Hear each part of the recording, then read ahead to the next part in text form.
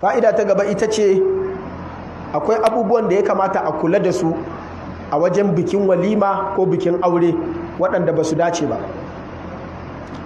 Na farko shine hotunan da ake ɗaukawa, musamman hotunan da ake ce musu wedding pictures ne ko wane ne? Pre-wedding pictures. Akwai wani abin da mutane da yawa ba za su gane ba, shine wata ɓoyayyar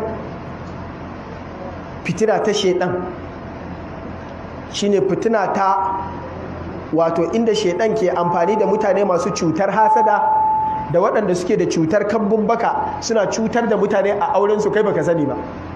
Kai ka zo kawon bakin ka kai da amarya kun yi haka, an zo an ɗauke ku a hoto an tura, ba kowa ne zai faɗi alheri ba in ya ga hoton, kuma baka san inda hoton nan zai je ba. Kun ɗauki hoton ku kai da amaryarka, ba dole ne sai ka nuna wa mutane ba, ka bari a tsakaninku da kuma na kusa da kai wanda zai gani, amma ka zo ka sa kai posting kowa ya gani, a fitar da shi waje, wani in ya gani sai ce ka wala ba su dace ba ma, dubi matar wata iri, sai abun ya je ya shafa kai baka sani ba. Kai ce ka dubi wannan gashi ta je ta auri wannan cus din. Ai ba kowa ne zai faɗi alheri ba, haka ne? Wani kuma alherin da zai faɗa akan kansa ne, sai ga ka wannan matan ai shi ya kamata a ce ta dace da shi ba wannan ba.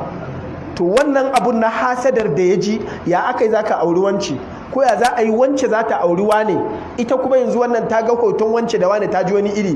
In mutumin yana da ciwon hasada, wallahi tallahi sai ya iya taɓa kuwa auren kai baka sani ba.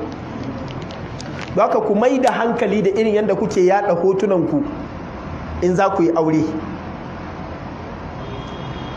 Akwai hoton da za ka iya a ce a zo a ɗauka lokacin da ake cikin biki a ɗauke ka, amma da kai da amaryarka duka a ɗauka.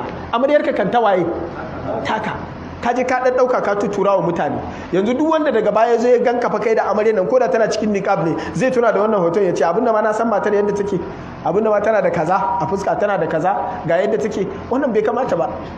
Ai matarka kan matarka ce, kai ne da kowa, matarka kuma fa taka ce. Don haka ya kamata ku kula akan wannan, don amfanin kanka, ba don saboda ina maka bakin ciki don karka watsa hotuna ba. Abu na gaba shine ku kula da in aka zo walima, kar ku rinka yin abin da zai kawo cakuduwa tsakanin maza da mata. Wasu ga an ce walima, ba laifi bane a zo walima maza da mata duka su zo, ba kowa yana so ya ci alfadi ba, a ci maza a gaba a sa mata a baya. Amma abin da zai sa a yi cakuduwa maza da mata ta yadda za ka ga wurin kamar ba biki irin na musulunci ba, wannan shi ma haramun ne, ya kamata a kula da shi. Irin waɗannan ƙananan abubuwan da za ka rena su ne za a zo kai da matar kuna samun wata matsala ka kasa warware ta. A walamma asabatkum musibatun kada asabtum mithlaiha qultum anna hadha qul huwa min indi anfusikum. Kai ka jawo ranar bikinka.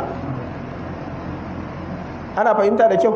Ba dole ne yanzu ka gano illar ba, sai an yi shekara 10 kai da matar za ka iya, a nan ne za a yi tambaya. Kai kuma lokacin ka manta, ahsaqullahu wa nasuhu, kai ka manta Allah kuma ya rubuta cewa a lokacin aurenka ka yi fitsara, don haka yanzu kuma za ka gani, kai za ka girba abin da ka shuka.